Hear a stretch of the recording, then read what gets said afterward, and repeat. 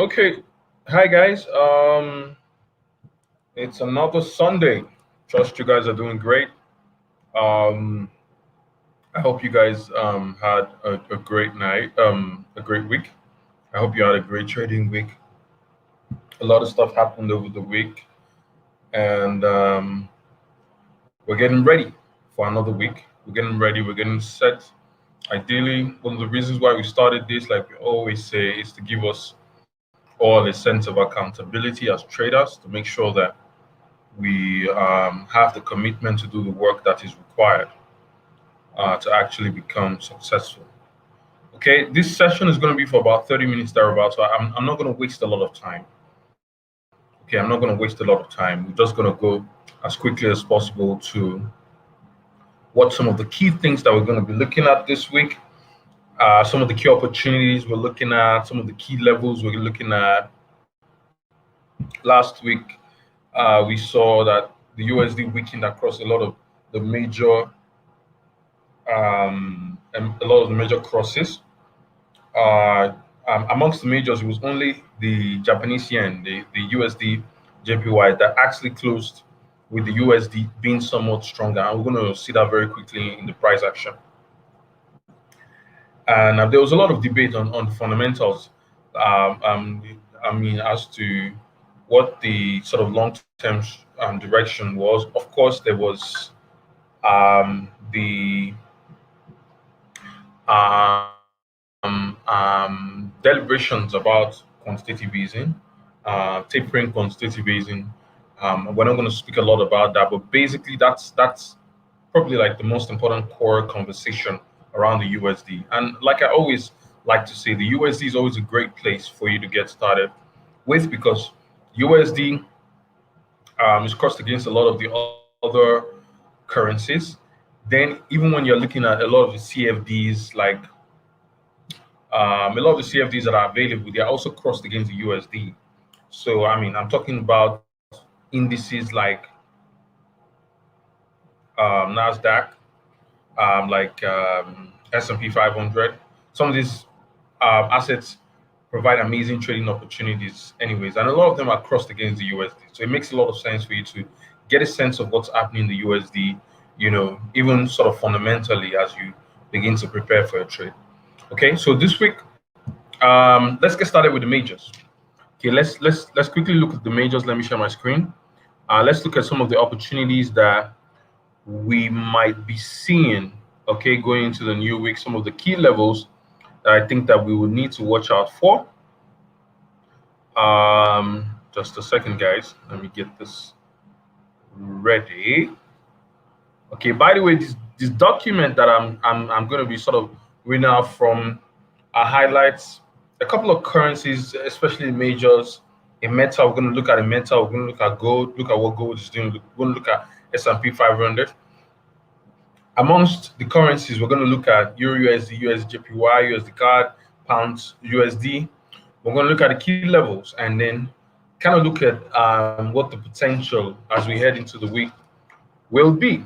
Okay, guys, the moment you can see that my screen is being shared, just indicate in the comment section. And of course, you can also watch this. For those folks who are going to watch this later on, it's just as well. Okay. Guys,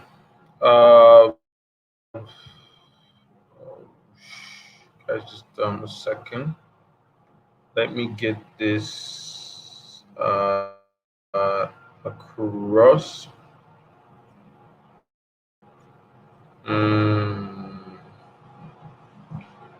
Okay.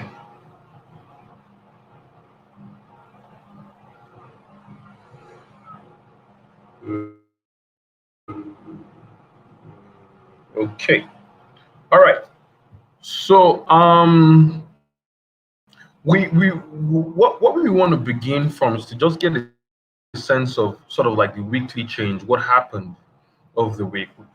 As of the time we're doing analysis, sort of last week, Euro USD was trading around 1693, something around that. It hadn't gotten to 1700. Okay, Okay, so as we started last week, USD was trading somewhere around here. Okay, around second, yeah. So the thing is, when you sort of put your chart on the 4 hours, it kind of breaks the, if you're using the MetaTrader for your analysis, that is, when you put your chart on the 4 hours, it kind of breaks the charts into weekly. And since you're doing a pre-week market analysis, it makes sense for you to frequently revert to it. So and if you don't know what I'm talking about, I mean, break the put it on 4 hours and press Control Y. Okay, Control Y. It breaks down your screen. And of course, I'm assuming that you're using a desktop, such as what I'm using. Okay, so we can see that this asset was trading somewhere around here. Okay, and now prices are somewhere around here, which is basically what we've seen here. It started trading around 1693, currently is around almost 1790, which is about 90 something pips thereabout. When you look at it, about 90 something pips of opportunity. That basically was what happened. Now we're going to look at what the key resistances are and what the potential would be. So we'll be looking at, of course, the near-term resistance for this asset is 1800. Now 1800 is just around here. Okay, see, so if you look at where the asset is trading currently, 1800 is, just around here. Okay, about 10 pips, 11 pips thereabout away from current price action. Okay, and we have other resistances along the way. Okay, along the way up, we have 18. Let me just round it up to 1830, and then we have 1900. Okay, and for the record, when you see that the assets are written like this, okay, it's just for simplification. Of course, when you come to your price, you'd see that this is like 1.1 or 1 point something like that. But we kind of write it this way so that it's easy for us to sort of be graphic about the price. All right. Okay, so what are we looking at? Okay, it's important for you to appropriately mark out your sort of key levels as you go into the week. Okay, and like I said, we're trading at around 1790, something around 1790. Now looking at the potential of price going all the way to 1900, that's over 100 pips in potential. Okay, ahead of the week, should price rise, that is, of course, we're looking at possible resistance levels. Okay, now for support levels, okay, we're looking at price at a potential of possible support levels here that price could get to. We're looking at what was actually the lowest point thus far. What has been the lowest point? Okay, let's begin from what the lowest point. The lowest trading point last well, in between the last 2 weeks. Okay, because you can see that price kind of dipped down here. Okay, all the way to about 1657. Okay, which formed this support, which was kind of like the lowest point of last week, of the week before the last. Okay, and when you take last week and the week before the last, this level was like the lowest point. So as we kind of head into the new week, of course, it's an important level. Okay, of course, it continues to become an important level, but there are other levels that price could potentially get below to. So this is that level 1657. Price could potentially get down to, if price breaks this level, okay, there's also the potential that price gets to 1600 and 1500. Now, in terms of pip difference from current levels, that's from about 1790 all the way to 1600. Guys, that's almost 190 pips. So that's a lot of potential. Now the big question here is that what are the sort of likelihoods? What are the key levels that we should kind of be watching out for? I always like to say that one of the most one of the best ways in which you can do any analysis is to kind of like do a multi-time frame analysis. Begin from the higher time frame, where you understand sort of like the market structure, and you don't have to understand in every time. Sometimes it gets confusing, gets a little bit difficult for you to be able to specify demand and supply levels. So I'm always very particular about getting demand and supply levels, getting to levels where, okay, in terms of the structure of a trend, especially the structure of a trend, the market is at the demand or a supply level. So that's what we're going to be looking at first from the higher time frame. Okay, in terms of kind of like analyzing, we're going to be looking at it from the higher time frame. Let me show you guys what I mean by demand and supply levels. Okay, so let's say for instance you have price kind of, okay, if you have a trend is okay, your demand levels, okay, are the best levels within sort of like the movement of price. So around here and kind of like around here, those levels portend the best levels to buy, okay, within an uptrend. So when you're doing your analysis, okay, the first thing you want to know is, do we have a linear trend on especially from the higher time frame? Do we have a linear trend? If we do have a linear trend, what is the market in an impulse? Okay, this is an impulse or corrective stage of that trend. Okay, you can have the market in an impulse stage, but you can have the market in an uptrend, but it's completing an impulse stage, after which you can come to a correction stage. Now, it's always best for you to do this on the time frame, on the higher time frame. Now, back to sort of like our charts. When you look at this, putting it on the daily, okay, for instance, starting on the daily, we can see that after price kind of like had a relatively linear downward trend here, started, you know, an uptrend, and we spoke about this last week, that reversed, and we are now kind of like around something that would appear like a key zone, like a key area for which price needs to determine a potential direction. It is around this point that price needs to determine whether or not this trend that we look at is going to descend further to lower levels of price. And how do we begin to get a sense of what is likely to be done around that point? How do we begin to get a sense of that?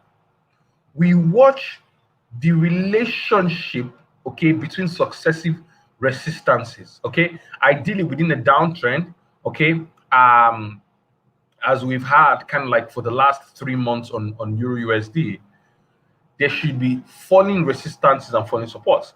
Now, when we go to and remember, like I said, you also still have kind of like impulse and corrective moves. So it's not like the market just kind of runs down all the way. All right. So you still have kind of like your impulse moves, okay, and you have kind of like your corrective moves. And like I said, best places, okay, like I said, first thing is to understand what is the relationship between successive resistances. Okay, then after that, you want to know, is the market within an impulse or corrective phase? Okay, and it is whether or not price is falling successfully or not that begins to give you a sense. Now, if you guys observe what happened, okay, last week, clearly the USD was weak for the entirety. We had a prior week where we had this. And one of the things I said, if you go back to watch that video, was that this was an impulse, okay? Certainly strategically, in terms of looking at the overall kind of direction, that it was very likely, especially early on in the week, for us to have a correction, okay? Which, when you now go to the shorter time frame, will now appear like a sort of like bigger trend, okay? Remember, guys, I should give you a little bit of a caveat. A lot of my analysis are are swing analysis, so they remain valid for like multiple days. So you should know the difference between an analysis that is a swing analysis and that is another one that's sort of like an intraday analysis. For intraday traders who want to take opportunity within the day, I suggest that you also have an intraday entry system. But it's good if you can understand from a swing perspective what those sort of demand and supply areas are. Okay, guys. So what I see here, okay, is successively falling resistances here, and then you had an impulse, got to 1657 and started correcting. Now, by the way, this entire region, okay, let me show it to you. This entire region here was last week. Okay, so this entire region here was last week, and we could see that throughout last week, bottom and for a lot of these majors, price, the USD weekend and price rose. Now, getting into a week, remember that this week is the NFP week. We're getting into a week where, and usually, there's usually some level of volatility that's infused into the market on account of the NFP. But as we look at what potential moves that we can have, we look at this 1800. Price is very close to 1800.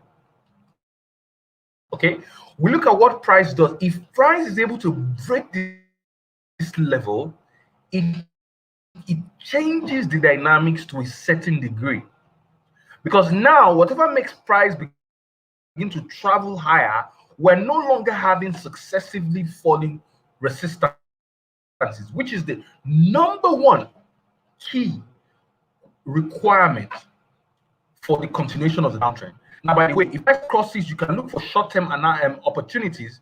If price has it now, you must know the difference between a clean break and a potential false break. So if price has a clean break, okay, and remember we're just 11 pips away from that, so it's not like something that's going to take. I still don't anticipate that if this is going to happen, this is going to take a long time. If we can get a clean break off of 1800, then guys, we likely will be inching higher towards possibly 1830 and 1900, because this is a key resistance. And for the downtrend to continue, okay, from the sort of higher time frame, we want to see that, okay. But remember, guys, if this level holds, as a function of this, we can now start to see a possible descent. Then I would advise that you take 1750, okay. If this doesn't happen successfully, then you could take, okay, you could wait, okay, and then a number of ways, either you're watching your chart or you have possible pending orders below this level, okay, 1750 to lower levels, okay, and then you have lower levels of resistance. Here you can see 16, you can see 1657, you know, and a number of sort of levels down that way, okay. Now, one way in which you can do this is to haven't understood sort of like the bigger trend from the higher time frame, daily and 4 hours. You might want to drive down to the 15 minutes, 30 minutes, and so that you now basically have potential entries, still taking cognizance of those levels. So our key levels of watch now is 1800 and 1750. Whatever the price breaks successfully above, we look at potential opportunities to ride it higher to possibly 1830 and 1900. If price breaks below, we look at potential of riding all the way lower. Okay, guys. So that's the view for Euro USD. Let's look at USD JPY. Again, what happened? What happened last week for USD JPY? USD JPY was the most resilient, the weakest to take advantage of USD weakness. So what we had was that, counter to what every other major asset displayed, USD JPY, okay, this asset could not leverage USD weakness. So at the end of the day, USD closed, the USD still closed stronger. Now, when you look at the price action, it begins to look like a pennant. If you understand price action, Okay, if you understand price action, you see the most where resistances are falling and appear like they're kind of coming into a wedge. Okay, a pennant, guys, is a continuation pattern. Okay, but first, price will need to break above certain levels for that continuation to happen. So again, here we begin to look at what those levels are. We're looking at 110.20, okay, as one of those potential levels. Now, if you look at what happened last week, okay, like I said, this pair did not, almost as though the pair was unaware of the fact that the USD was weak, and that's why you have a price action that kind of differs from what you have in Euro USD. You kind of have it because this kind of pennant formation, you don't see it here. Okay, what you see is a little bit more linear here. Okay, so you want to watch out for what price is going to do. Now we watch out for these key levels. Okay, if price is able to successfully have a clean break around 1020, okay, around 1020, you can look for price going to higher levels at 110.70, okay, 110.70 and 111.60, okay, significantly above, but price will need to break out above this level. Now, if this pennant structure holds, okay, then we could be looking at that. Now, I would pick, okay, for a strengthening of USD. Now, if USD is getting set to strengthen, I would pick the USD against Japanese yen this particular week. Again, as a result of recent price action, I'd pick it against because it has shown, especially in the previous week, a high degree of weakness. Okay, so again, that reflects on the price action. Okay, so we look at those levels. Remember, there has to be a clean break above this level to give us confidence to ride higher. All right, and how one of the ways you can do that, okay, is to set pending orders above here. Always remember that you have to manage risk. Okay, you have to understand how risk management works. So whatever opportunities you're taking should only expose your account to a fraction of the size of that account. We have a risk management class that shares in detail how that is done. Okay, now let me quickly look at USD CAD. USD CAD was pretty interesting because if you understand, last week, okay, I spoke about this. Okay, I spoke about this last week. I was like, when the week closed, it closed with a reversal candlestick. Now, these things are very much out there in terms of information. Okay, you have this as a collective, they're called pin bars, okay, that look like this. Now, in and of itself, you might not say, okay, I'm going to take a trading decision off of this. But if it coincides with another structural sort of dynamic in price action, you can now begin to kind of get more confident. And this was one of the reasons why I was like, okay, we need to take note of this. Okay, we saw this happening, price seeking higher resistances, and at this point, there's something called a confluence. When you have a confluence, which is a multiple indicators of price moving in a certain direction, it gives you increased confidence to trade along that direction. And this also happened on the higher time frame, on the daily, which gave the indication of subsequent daily candlesticks could fall.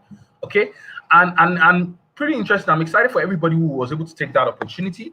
Okay, we saw that, I mean, from this point all the way down, we had certainly probably close to, over 200 pips all the way down, 200 pips all the way down. Okay, and pretty simple analysis, nothing complex about that analysis. Okay, very simple analysis. Price in an impulse stage doesn't necessarily negate the trend, Okay, but we all know that for every impulse, at some point, you're going to have a correction.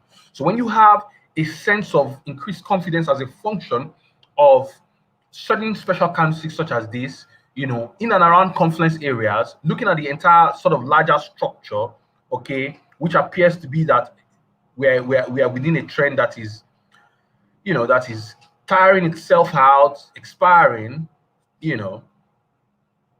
okay. And remember, the most important thing you need to know in trend analysis is the sequence, okay? The sequence of resistance and support.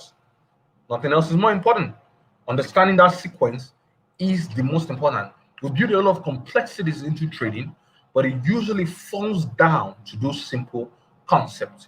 Usually falls down to it. So if you can understand this structure from the higher time frame, then you can go to the shorter time frame and find entries.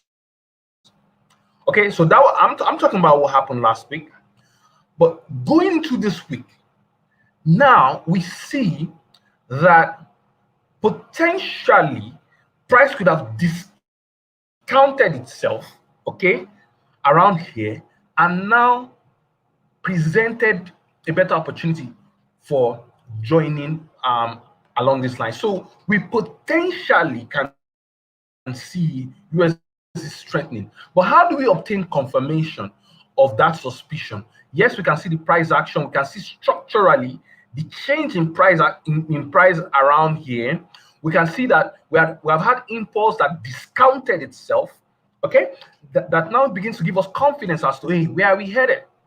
Okay, for us to begin to consider that this is truly going to happen, we would like to see certain levels of price being broken. For instance, if you go to the shorter time frame, okay, we want the high of Friday to be broken. I want to see that. I want to see price take out 2,700. If price can successfully take out 2,700, it begins to give confidence that it can approach 2,800. That's 100 pips in the week that we're getting into, or potentially subsequently all the way up here and even beyond. Because if this situation continues, then ideally price should seek higher resistance. So even 2940 can be taken out. But that's just one scenario. Remember, you must always have key levels that either validate or invalidate an analysis.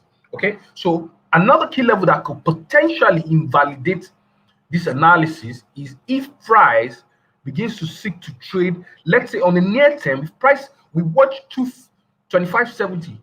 Should price cross below 2570, begins to give you a sense of, oh wow, possibly this scenario might not play out. But most critically, should price cross 2480, then I dare say that analysis is invalid, and we can begin to see, because the condition that makes it an uptrend is that resistances are rising and supports are rising. So if price comes below this level 2480, then price is seeking a lower support. That's an invalidation of that criteria. So we need it's something that we need to be aware of. Okay, very quickly, because we don't have a lot of time, this session should end. I want to talk about S&P 500, guys. I want to talk about, I don't know why a lot of people are not trading some of these CFDs, okay, because they offer amazing opportunity for profit making. I spoke about S&P 500 the week prior, that S&P 500 is seeking yet again another all-time high. Okay, it had the all-time high at around 4480 prior. Okay, then we had the dip.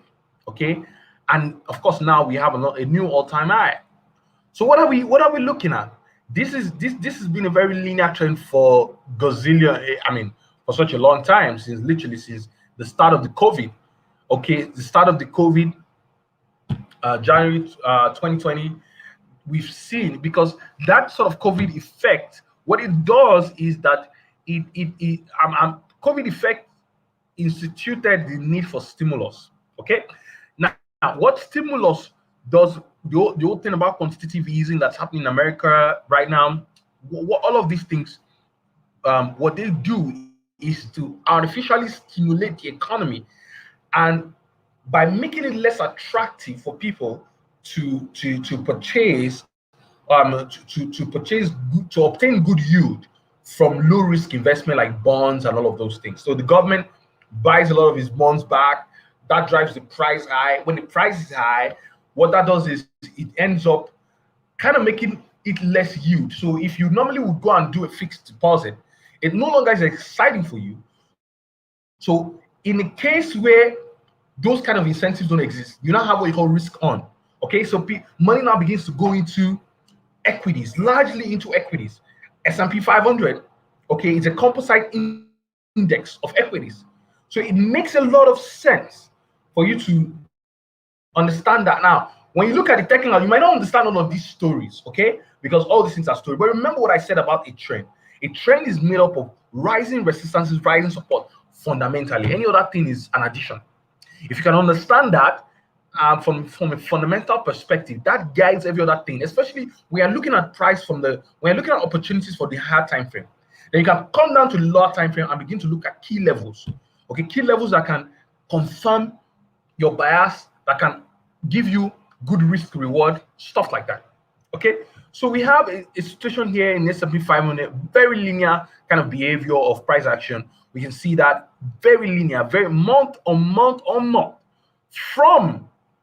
from this period here, month on month on month, from about the time in which COVID started, from around March, when it really started heating up and the quantitative easing thing started being discussed and effected. We've just had rising, and every time you have a dip, presents a better opportunity to buy. Listen, guys, you need to look for linear trends amongst as much as possible, and when you do find them, look for opportunities to get in around here, around here, around here. Usually buying opportunities are around sort of like the dips, and I spoke about that. Very passionate about it because it's in the complexity of the market, when you see an opportunity to make money that is simpler, you might want to take that opportunity.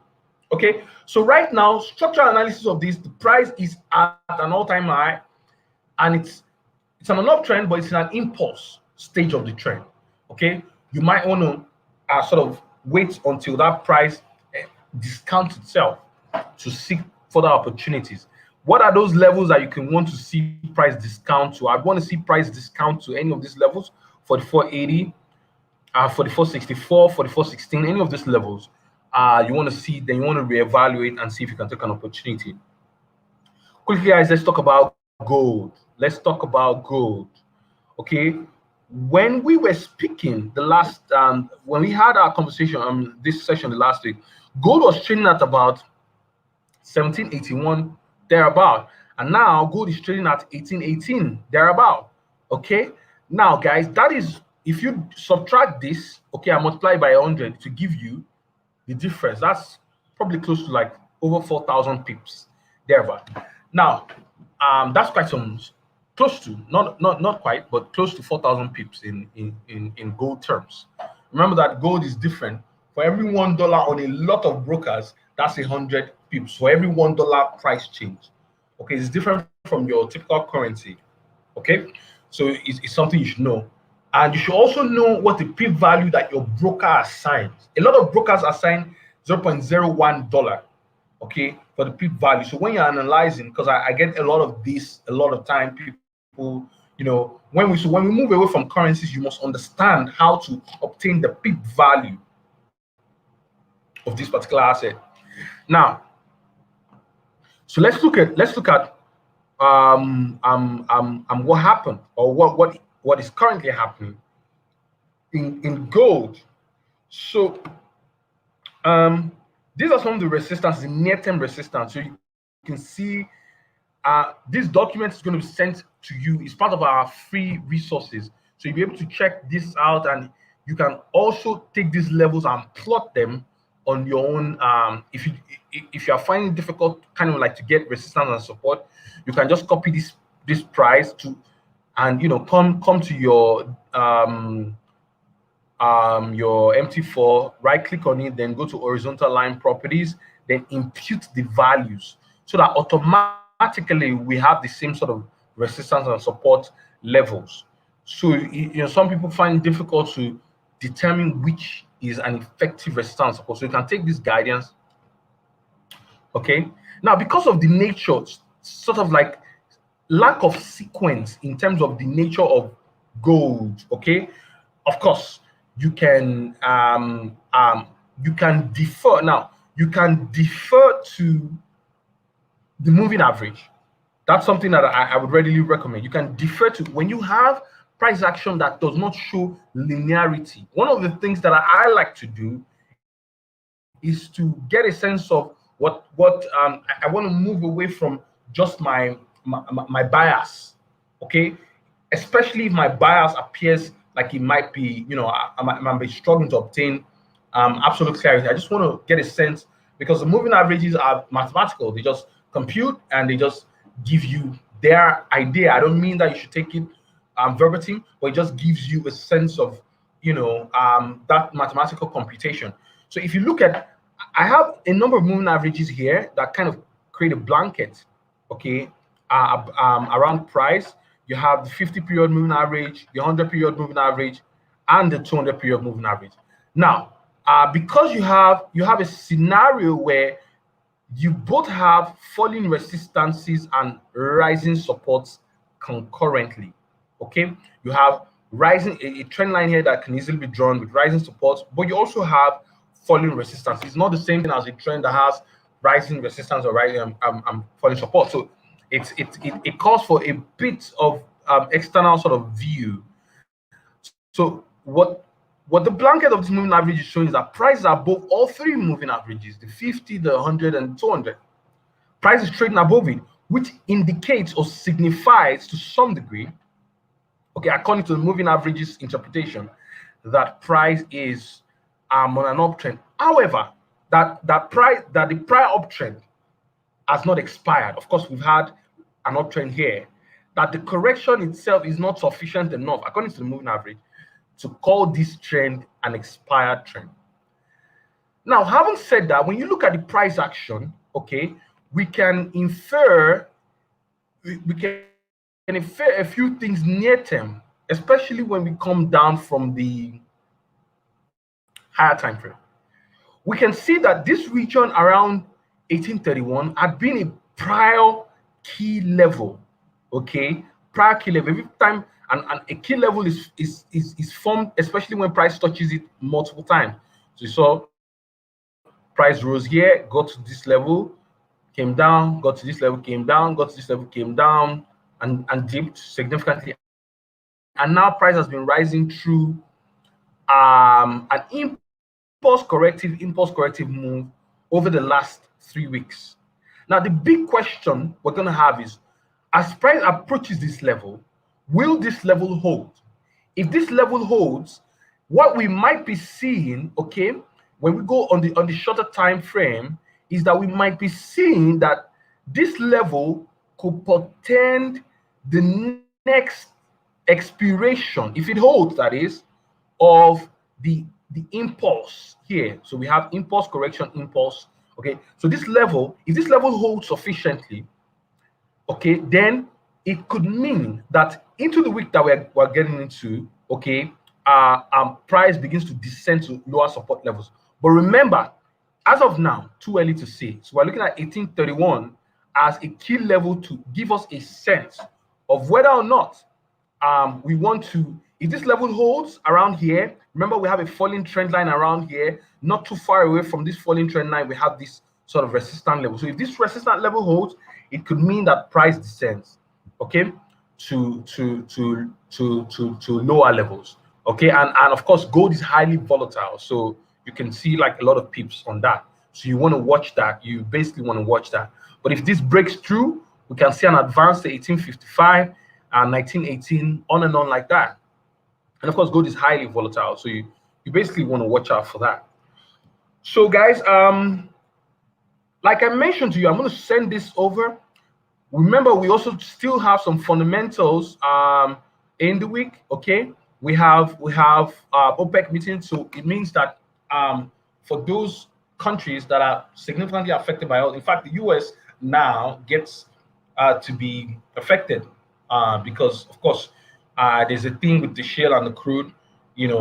Of course, as much as possible, there's this price war and price control. So You have OPEC meetings all day on Wednesday. Okay, so expect volatility, especially across like the Canadian dollar, for instance, but not just the Canadian dollar pairs, but also from USD and USD pairs. Okay, the NFP, the big NFP is coming this week. Okay, 1:30 on Friday. But before then, we have the ADP NFPs. It's kind of like a pre NFP report that comes before the main NFP. So you want to watch out for that. And also we have the manufacturing, ISM manufacturing PMI. We've spoken about the PMI, some of those fundamentals. So you basically get a sense of that, especially for those of you who do intraday, who are intraday traders. One way you can use this analysis, because this analysis spreads over the week, okay, one way you can use this analysis is to get demand and supply areas kind of like swing into the week. Then your key levels, okay, you can now use sort of shorter term support and resistances.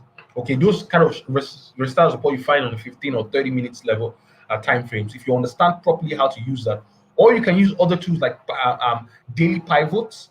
Very simple to use. There are a lot of tools that give you you can just Google daily pivots and you can have an indicator and sort of add it to your MT4 and that basically gets you started. All right, guys. So I don't know. I hope you guys have been following me all the while. I hope you've been following me all the while. If you have, okay. So if you have questions, okay, if it turns out that you have questions, you can ask them. But in interim, Joshua, you wanna? So let me just add Joshua to this room. Hi, Joshua. How are you doing?